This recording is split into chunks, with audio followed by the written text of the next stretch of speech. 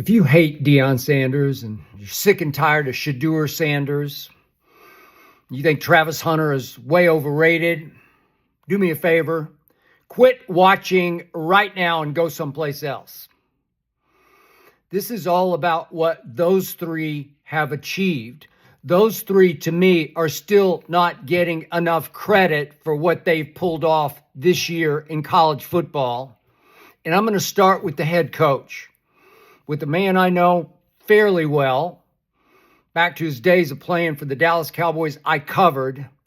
I'm talking about the most charismatic man I have ever been around in my entire career, and I've been doing this for a long time.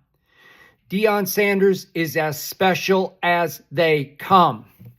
Deion Sanders is one of the greatest leaders of men, culture changers I have ever been around.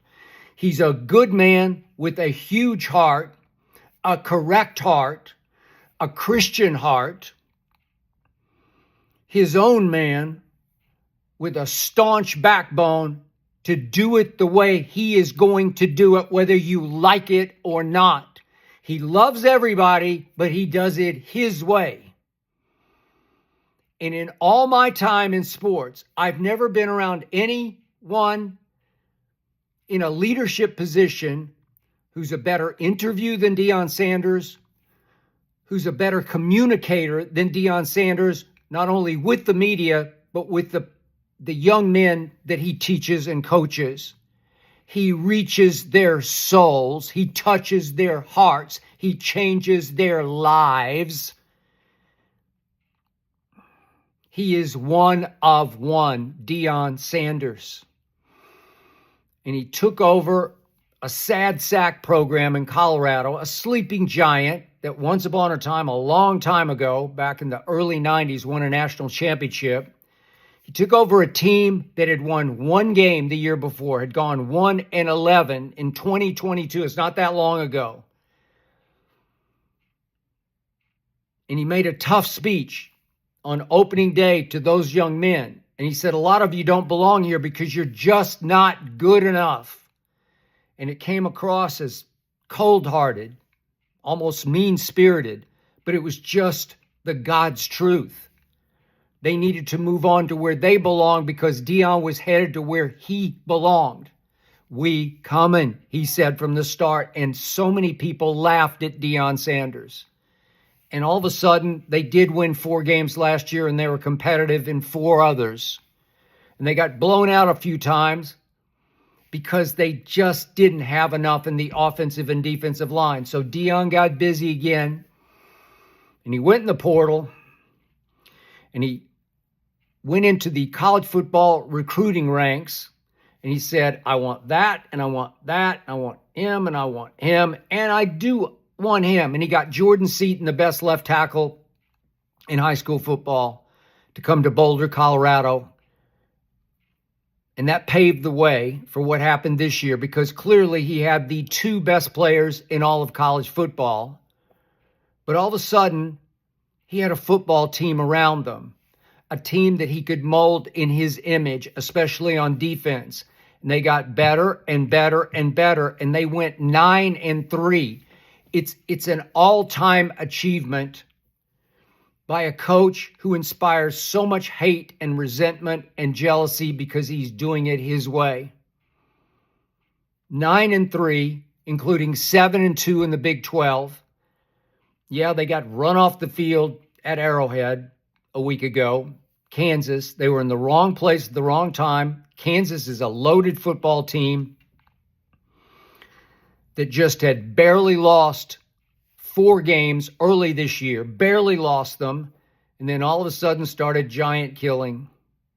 Iowa State, BYU, Colorado. Devin Neal ran wild and caught wild. He had 287 total yards. Kansas had 520 total, 331 rushing. Colorado just wasn't quite ready for that. But yet and still, they closed it out today, 52-0, albeit over a Mike Gundy team that I don't know, it's almost like they quit on him. I don't understand. I thought he was a pretty good coach, and he's been a pretty good coach for a long time in Stillwater, Oklahoma. But that was sorry after they won their first 3 and did beat Arkansas. They lost 9 straight games to close it out, 52-0 today in Boulder. But still, it was so special to watch Deion with his son Shiloh on defense, and especially his son Shedeur at quarterback, throwing to Travis Hunter, who also obviously played defense. To watch them close it out at home for their father/father figure in ways that just gave me goosebumps. Shedeur Sanders is really, really good. I've been telling you since before the year started, he's going to be as special at quarterback as his father was at cornerback. He's that good. He's that transcendent. He's got a lot of his dad in him, but he's different. He doesn't have his dad's wheels, but he's got his dad's backbone. And Shedeur today goes 34-41 for 438 and 5 touchdowns, 3 of those to Travis Hunter. I'm here to tell you, if you can look past the glitz and the glitter, I give it to you. Shedeur, he likes to flaunt it. He's probably making more money through NIL than any college football player in history because he deserved it. He was the driving force that put Colorado back on the map. He was the one that made the Colorado football program in Boulder a cash cow, cash machine. And yet, if you can look past the glitz and the glitter, the jewelry and the cars, you know what I see? I see as tough a college quarterback as I've ever laid eyes on. He made one throw today, took a shot from a blitzer right in the face and let it fly for a big gain. Yeah, he holds the ball too long because he just wants to make it happen for his dad. If they can't block for me, I'm going to run around. I'm going to make them miss until I find somebody open. That'll work sometimes in college football, as Caleb Williams has found in pro football. It won't work. Trust me, Shedeur will figure that out quickly. Once he has credible blocking in front of him, credible pass protection, you're going to see a whole nother level from Shedeur Sanders because he has a huge, accurate, deadly accurate arm. And he's got backbone toughness at a level I'm not sure I've ever seen in college football, and it will translate to pro football. This is a tough young man, mentally, physically tough young man who's going to change somebody's life in pro football. Just saw a Bleacher Report article that reiterated what I've been saying since before the season started. I said that Shedeur and Travis Hunter would go 1-2 or 2-1 in the draft. And of the scouts there today to watch Shedeur and Travis Hunter, Bleacher Report quoted several as saying, oh, they're going to go 1-2 or 2-1 in the draft. I tried to tell you, all you haters, all the negativity, all the jealousy, all the resentment that was out there for both of these kids, they're really, really special good. Which brings me to Travis Hunter. In all my time, my many, many years covering, watching, breaking down pro football, I've never seen a player better at going to get the ball in the air on offense or defense than Travis Hunter. He truly believes the ball is his, and he is so athletic, so gymnastic, so flexible, so quick, so fast, with such explosive leaping that he sees ball in air and it's my ball. I got this. I'm going to get this. Sometimes he scares me because he will try dangerous leaping attempts to get, but Shedeur scrambled once today and fired on the run a little wild high, maybe 30, 35 yards down the field to Travis. Travis left his feet and went up. The ball was a little behind him, and he lost his balance in midair and flipped. and couldn't quite hold on to the football and came down from, it felt like 20 feet in the air and hit hard. But he's just so gifted athletic that he was okay. Another time he almost picked off a second pass, had it in his hands, lost his balance completely as he just sold out for the ball. And it was a combination face and shoulder plant. Could have been very dangerous. Bounced right up. He was okay. Another interception hit him right in the hands, and he dropped it because he's the classic case of the higher the degree of difficulty, the more likely he is to catch the football. And that's on offense or defense. He's going to change somebody's life. There's never been anything quite like him. I've said it again and again and again.